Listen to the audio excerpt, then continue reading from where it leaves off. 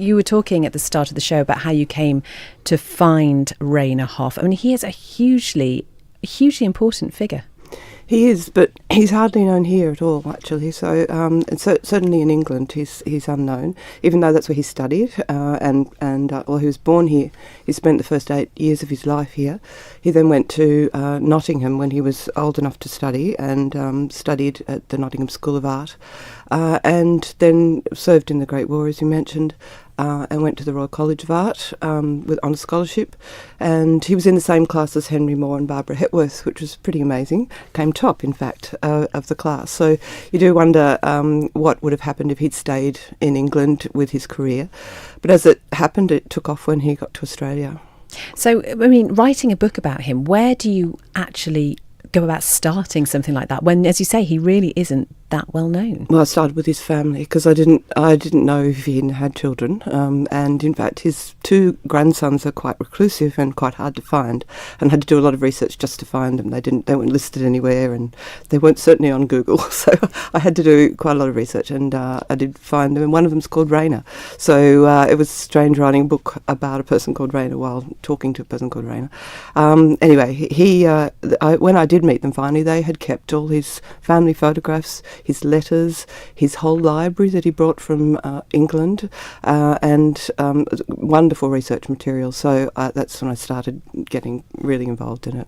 And he was seen as one of the most gifted and, I think it's fair to say, controversial figures in Australia in the 20s and 30s. What was so controversial about him? Well, if this is about a women's show, he was very, very supportive of women, actually, and he believed in women being equal to men, and used a lot of his female students as equals in making the sculptures for the memorial. So he was he had mostly female students, 15 to 16-year-olds often, and they would do the sculptures. He would rely on them to do most of the work on the sculptures, actually. Why? What was it about women that he thought about their artistic talent, or? He thought they were much more stable and would work harder than his male students, actually. More serious about the work, and he also liked the fact they could do great, wonderful detail, and were really good drawers. So he taught he taught anatomy and drawing as well as sculpture at the school. And so it was called the National Art School. He named it that, and he set up the course. So it's based on the Royal College of Art, but the Royal College was mostly female too, and he realised that qualities. Plus, his wife was an artist, and she was a very, very good artist from Nottingham, and she often always said that she was a better colourist than him. He used to get her to do watercolour on his some of his drawings, actually. So you mentioned that he was obviously doing extremely well over on this side of the water, and he had some, sort of fabulous colleagues that he was working alongside. Why did he actually go to Australia then? Well, he was in Rome, actually, on the Rome Scholarship, which was a very prestigious award to win, and he was there for a 3-year scholarship, but his wife and child at that stage were in London because he couldn't afford to take them with him. And while he was there, he was offered this job in Australia. The Australian Technical College had sent out sort of a request for the head of sculpture and drawing at the new East Sydney Technical College, and they asked for suggestions, and his teachers from the Royal College suggested him. So he was contacted in Rome and asked to if he'd like the job. He also had a bit of a problem with the Royal College because he'd taken 2 scholarships at once, and was in trouble about that. So he was trying to decide what to do, and I think that sort of pushed him over the edge when the job was offered. Plus, it was an opportunity to set up a whole art school, which you don't get very often. What do we know about his Manx connections then? Well, his mother was Manx. Her name was Elizabeth Cool, and she came from Cronkbourne village. And his father was English. So although the name Hoff is Dutch in origin, he actually came from Lincolnshire. And so the Dutch had come over in the about the 17th century. And so we traced it back quite a long way in Lincolnshire. And his father's brother was the first of the Hoffs to come here to work on the steam railway. He was a steam ploughman and operated a steam crane in Ballabeg later on. So his name was Joseph Hoff, and he actually contacted his brother and said to come over. So George Rayner's father came here and met Elizabeth, and married here. There must be something about Cronkbourne Village, because wasn't Archibald Knox born around there as well? He was. Similar area. Yeah. And in fact, he was in Cronkbourne Village at the same time as Elizabeth was.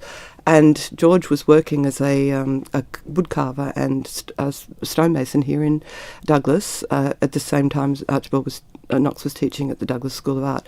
I don't know if they ever met, but I've got a feeling they might have, So do you know if there's any of his work on the island? None at all, no, and only one work in England that we know of. So he did all. In fact, the work he did as a student at the Royal College, he took with him to Australia on the boat.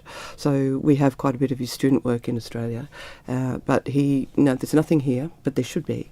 I'd really love to try and get some work of his in the Manx Museum, because it would be great for people to see it. And when he did get to Australia, his progress, I suppose you would call it, in Sydney is described as meteoric, his rise over there. What was it? Was it because of the role that he had in the art school, or why was he so well accepted? I think because he was a big fish in a small pond. It was somebody coming from England. I mean, the motherland and all that. He was fated actually the day he arrived. There was newspaper articles about him and coming to start the art school, and he was handsome. He was articulate, and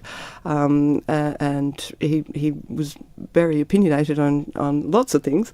So he was good press, and as soon as he started the art school and really pushed it, it expanded amazingly, and he started the School of Sculpture there that's still quite famous in Australia.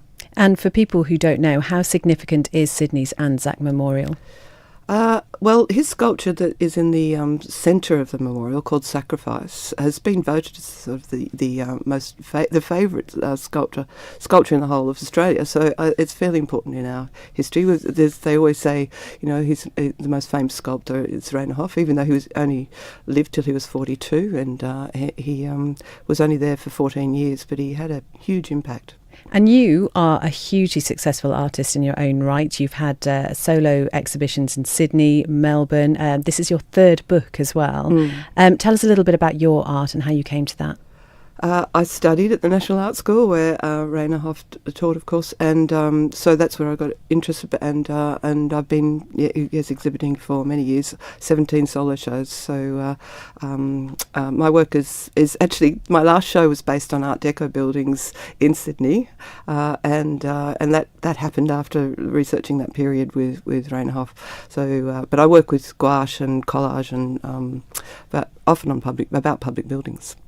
And we mentioned obviously the Anzac Memorial and the centrepiece that he created for it. Obviously this is, he was in the Great War. Do we know how affected he was by his time out there? Very, very affected. Yeah, he didn't actually fight in the war. He when he first arrived in France, he was working behind the lines, but he also saw what happened in the trenches, and it was actually his drawing skills that we think actually saved him, because they realised that he could draw, and he was put to work in making topographical maps.